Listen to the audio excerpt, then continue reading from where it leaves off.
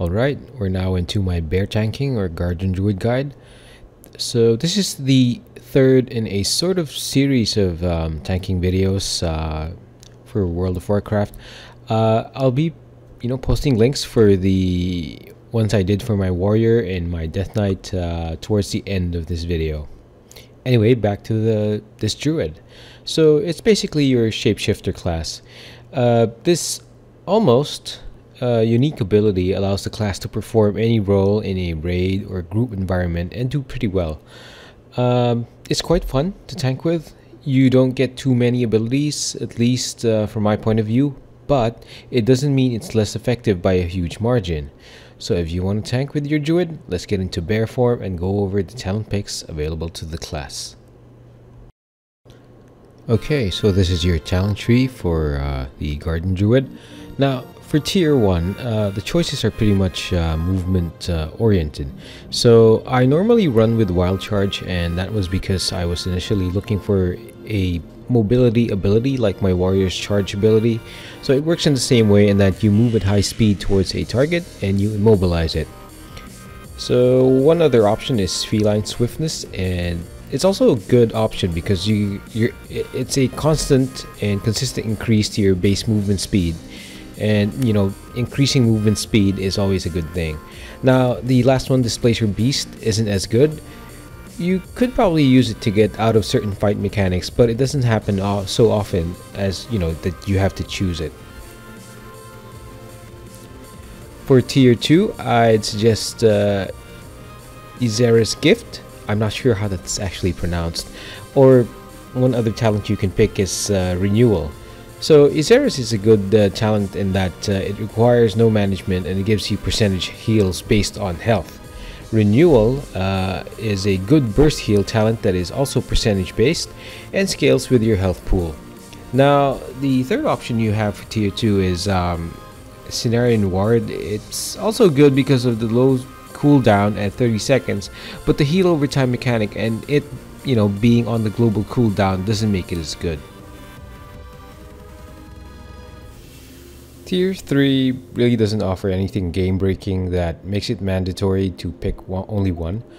Typhoon, Entanglement, and Swarm have their uses, but if you really need to pick one, I can suggest you can go with Typhoon for the knockback effect, or Swarm if you need some minor range damage, or if you want to slow down a stray mob.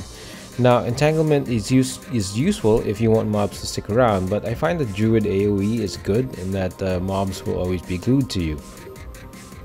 In tier 4, I used to run with Son of Ursoc for some time because well, it's a good DPS increase and it lowered the cooldown for your skills. But as recently I recently picked Soul of the Forest for a more consistent rage generation. Force of Nature can be good if you want to peel one target away from you while you handle a different mob, but I feel that it has very limited use. For tier 5, I suggest Mighty Bash in case you encounter adds that you need to stun. Vortex has its use in multi-mob scenarios and offers some control due to the pullback effect it has. Now, Incapacitating Roar, it's a talent I haven't really tried, and mainly because I haven't seen any need for it. Now, for tier 6, you're given three talents that buff your abilities outside of tanking. So for the first one, although it's proc based, this is one I'd really suggest. It's Dream of Cenarius. It's basically for that free heal you can get for yourself. Now it also increases healing touch output by 20% and mangle crit chance by 10%. The second one is Heart of the Wild. It helps boost your DPS, while the third one is Nature's Vigil. It's also a healing effect, but the problem is that the healing effect is pretty random, unlike Dream of Cenarius. Now, for the for the last tier, in my opinion, there's only one option to take, and that's Pulverize. So Pulverize is a great ability for consistent damage reduction. It's also easy to set up since you'll be using your Lacerate ability anyway, and the buff will last for 12 seconds. If you're worried about burst damage, then you can consider the talent Bristling Fur, which gives you 40% damage reduction. Now the last option is Guardian of Elune. It's useful if you have to dodge some physical damage ability that might force a tank swap.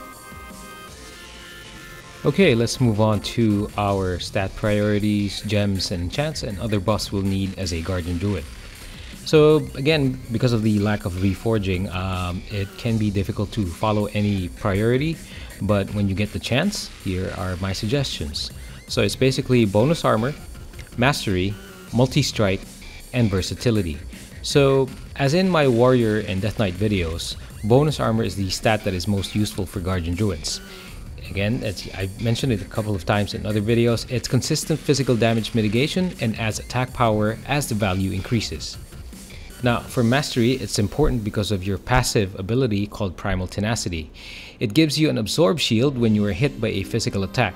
In its base value, the absorb shield is 12% of the attack damage from the last hit you took. Mastery pushes that percentage higher and also has the side benefit of increasing your attack power. Druids also have this passive called Survival of the Fittest, which increases mastery gain from any source by 5%. Multi-strike is very useful not just because of the additional damage you can dish out, but because it works with the passive we have called Ursa Major. Ursa Major is a buff you gain after performing multi-strikes with your auto attacks, Mangle, and Lacerate. With this, you get an additional 2% max health for 25 seconds. Any new health procs is added to the remainder of the existing Ursa Major buff. This is very important for druids as stamina or health is also a major stat for this tanking class. The last stat I would suggest is versatility. So it isn't a favorite stat across all roles because it gives a small amount of, a small benefit. Still, it does boost healing and reduces damage taken. Now, there is one more stat. I didn't mention stamina straight away as a stat to aim for because there's pretty much a risk involved in it. Aiming for higher stamina, which means higher health pools, allows you to soak in more damage. In previous expansions, druids were sometimes known as soak tanks, meaning their health pools would often cover for the lack of mitigating abilities. Druids more often than not would have the highest health pools compared to other tanks. This allowed them to take in enormous amounts of burst damage and gave healers a lot of room to heal them back up. Now, this is my concern with it. The problem is that sometimes it's easy to get lost and completely stack stamina without considering other important stats. If you don't raid with a guild, you pretty much just pushed your health pool to look good in random groups. As in my warrior video, it is still important to go for the other important stats like mastery, as it reduces the damage you take and lessens the chance you get complaints from healers or giving them a heart attack. As you progress in gear, you will get higher amounts of stamina, and that would normally be enough. In case it isn't, you can always split your gemming, enchants, and consumables to give you more health. And that will lead us to the gems, enchants, and other buffs you'll need. So, Mastery will still be your preferred stat for all other static and consumable buffs, which means the following enchants you're seeing in your screen right now are pretty much recommended. So, for your neck, ring, and cloak, it's basically just either the cheaper one or the more expensive one, Breath of Mastery or Gift of Mastery. For your gems, it's also the same thing. It's either Mastery or Greater Mastery, depending on how much gold you have in hand.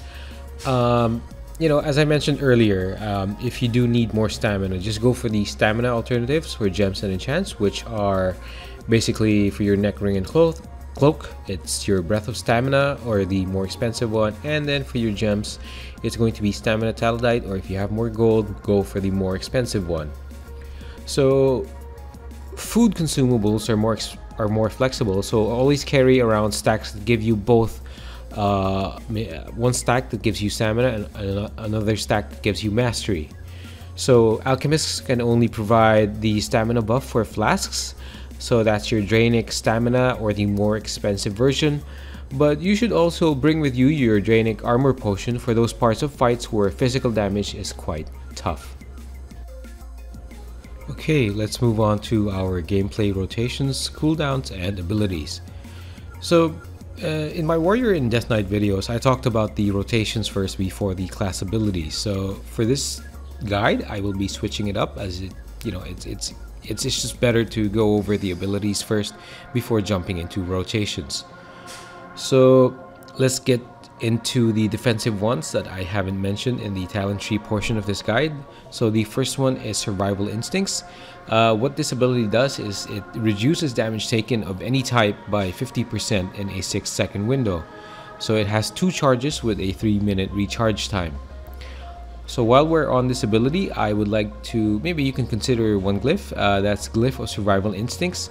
So you use this glyph if you find the cooldown to be a bit too long for the Survival Instincts ability. So what it does specifically is that it reduces the cooldown by 40 seconds, but the buff duration is cut in half, so there is some, risk involved there. Second ability is Savage Defense. This is one of your strongest CDs as it increases your dodge chance significantly by about 45%. It has 2 charges with a 12-second recharge time. Now, Bark Skin is an ability that gives you 20% damage reduction in a 12-second window. So it has a cooldown of a minute. So it's important to mention that it can be used while you are under crowd control effects. One other defensive ability, it's Frenzy Regeneration. This is your frequently used defensive ability, which uses up to about 60 rage to give you healing. So it's important to know that high attack power values also improves the healing you get from this ability. So pushing your bonus armor and mastery values helps with this. Another ability is Fairy Fire. So I think I mentioned this earlier that it does cause minor damage, range damage. And I think I mentioned this in the talent tree portion. So if you glyph it with Phase Silence, it also adds a silence effect, which can be useful for some ranged spellcasters. Using the glyph though, the problem with it is that it adds a 15-second cooldown to Fairy Fire. One other ability is Skull Bash, so it's your basic spell interrupt with a 15-second cooldown. And lastly is Healing Touch. So for this one, you only use this healing spell when it procs from your talent, Dream of Scenarios, in case you pick that talent. So it is dangerous to use this without the proc, as it shifts you out of bear form. Now I just want to mention some of the other non-defensive cooldowns and abilities. So for the first one, it's Berserk. So it removes the cooldown for Mangle and allows Mangle to hit 2 additional nearby targets. So it's a DPS and threat boost that also gives you some extra rage for defensive use, although that extra rage you gain is very minor. Stampeding Roar, it boosts the movement speed of nearby raid members by about 60% for I think 8 seconds. The important thing here is that it removes the roots and snares once activated. So use it whenever a dangerous AoE mechanic requires party members to move out of the way. So that's on a 2-minute cooldown. While we're on Stampeding Roar, if you pick the glyph of Stampeding Roar, it increases the range of the ability to raid members within 30 yards. Next ability is Rebirth. So it's your basic combat rest spell with a 10-minute cooldown. Now there's a good glyph for it. It's called Glyph of Rebirth. It increases the health gain of your rebirth target to 100% from 60%. Okay, now that we've discussed the different abilities available to a bear tank, let's get into the things that you should be doing in encounters. So before any fight or encounter, just make sure that you're in bear form. So you're really an easy target, kill target when you're not in bear form.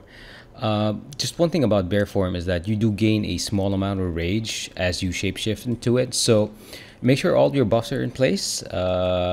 Shapeshift into bear form and just go ahead and start the fight, so you don't waste that small amount of rage. Next is your food buff. Third is your flask buff, and of course, if needed, make sure Mark of the Wild is up. Now, for your rotations, AoE or multi-mob situations is basically using Thrash and making sure to keep the dot effect up before it expires. Second is apply Lacerate on as many mobs as possible, or you can push it to 3 stacks on a single mob and use Pulverize if you use the talent. Third is basically just using Mangle on different targets. For your single target rotation, follow this one. So you're seeing right now Mangle, so it's basically use that ability whenever you can.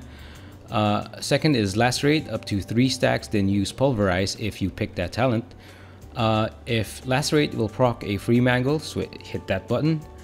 Third is if it's a talent pick, make sure to refresh Pulverize before the buff expires. Use Thrash for the additional dot and keep it up. Use Maul when two things happen: when Tooth and Claw procs, and you have a lot of rage to spare.